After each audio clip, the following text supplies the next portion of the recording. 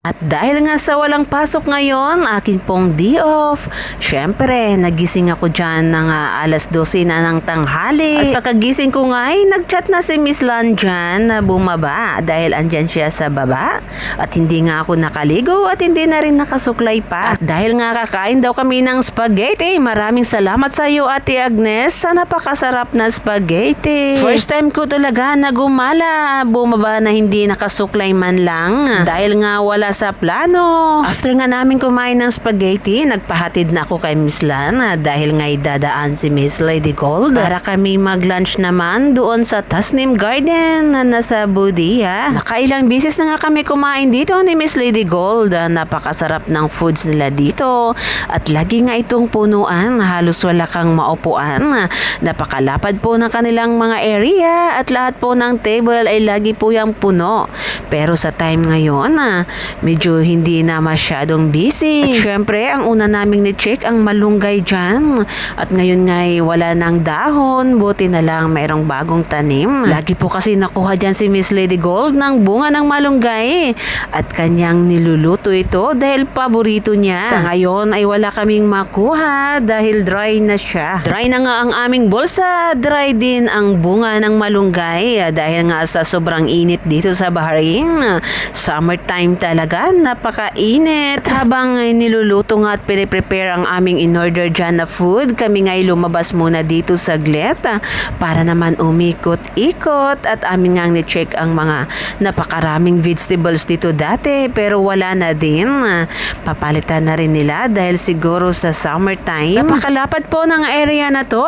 Kahit saan ka po pwedeng umupo dyan. Pero pinili namin na nasa loob lang dahil nga sa summertime ngayon. Siyempre, kailangan natin ng aircon dyan. Meron nga kaming nakitang puno dito na puno ng bunga. Hindi ko rin alam kung anong puno to. Gusto ko sanang itanong sa staff kaso hindi sila nalabas dahil sa mainit nga. Ayan nga si Miss Lady Gold. Gusto niya sanang kumain. Gusto niyang tikman. Kaya lang hindi namin alam kung ano to. Hindi rin namin alam kung kinakain ba to. Dito na nga, ready na ang aming order. Ready na ang aming foods dyan. Meron silang mushroom soup, yung tawag nila dito. Napakasarap po niyan. Siyempre, nag-order kami dito ng laham biryani. Meron ding fatus salad. Pakarami talaga ang serving ng mga kanin dito kahit sa ang restaurant. Basta't mag-order ka po ng biryani, grabe, napakaraming kanin ng kanilang ibibigay. At hindi nga namin maubos yan ni Miss Lady Gold. Kami nga'y nabusog dyan ni Miss Lady Gold sa napakasarap nilang foods. Nakakamiss din naman minsan. Pero wag naman araw-arawin dahil mas pipiliin ko pa din mag-ulam ng tuyo. Pero naparami ako ng kain dyan at dahil nga sa napakarami din naman ng kanin dito at malaki po yung hiwa ng laham na yan. Hindi ko nga pala sure kung laham ba to or moton ba to. Hindi ko alam kung anong in-order ni ate dyan. Siyempre dahil sa busog na, picture taking muna nga namin kumain dyan ay pumunta po kami sa isang mall, sa Dana Mall para naman magpalamig-lamig. Dahil sa sobrang busog, kailangan naming maglakad. Siyempre, nag-shopping dyan si Miss Lady Gold. Papagutom uli para naman kumain uli. At bumili nga pala ako dyan ng dates dahil napakaraming dates dito. Siyempre, ipapadala ko yan sa Pilipinas. After nga namin mag-mall, ay dumiretso na kami dito sa bilihan ng mga plants. Dahil gustong bumili ni Miss Lady Gold. Siyempre, pag kanyang ginusto kahit ano man yan, kahit magkano man yan, ay kanyang makukuha yan. Totoo nga pala at na-feel ko din dito na pagkakita mo ng mga harden na mga plants ay para bang iba yung nararamdaman. Kahit mga damo-damo pa dyan sa katabi ng kalsada ay parang gusto mo talagang diligan, gusto mong ilipat, dalin sa bahay. Kaya naman napakamahal po ng mga tanim dito.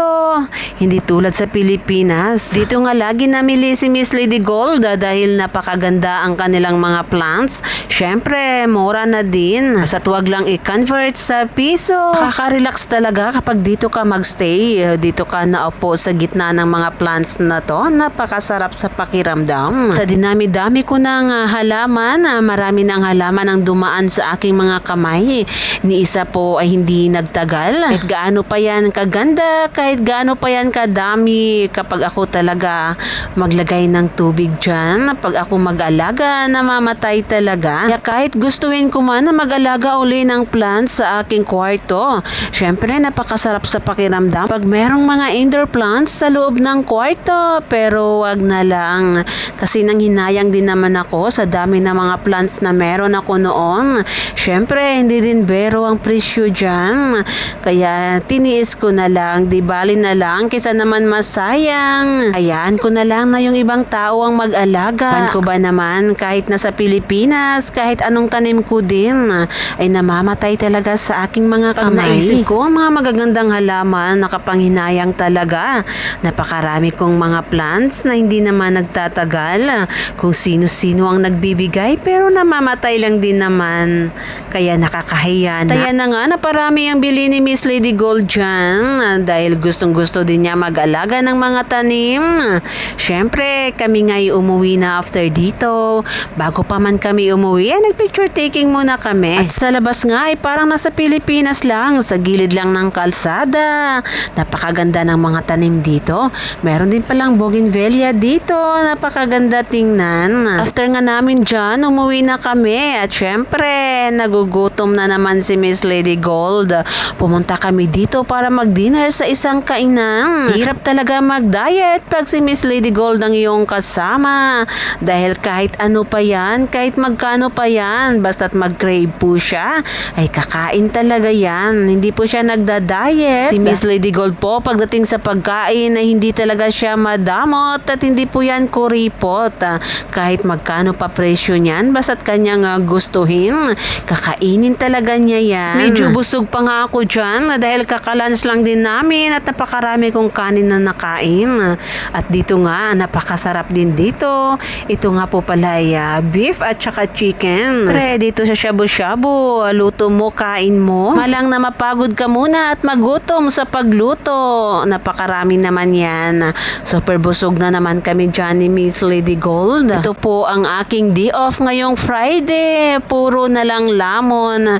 Simula umaga hanggang gabi. Kaya maraming salamat naman. Hindi na rin ako nakapagpahinga dyan. Simula nung nagising ako. Hanggang gabi ay nasa layasan. Umuwi lang ako at naligo para naman mag-dinner. Ayan na nga, nagluluto na kami ni Miss Lady Gold. Syempre, kailangan mong magluto para makakain dyan. Napakasarap din po ng sabaw nila dyan. Gusto ko nga pong magpasalamat sa inyong lahat sa pag-subscribe po sa aking YouTube channel, ang Sherilyn Bahrain. Maraming salamat po sa inyong pag-play ng aking mga videos. Nang dahil po sa inyo ay na-monetize na po ang aking YouTube. Kaya naman, maraming salamat po sa inyong lahat.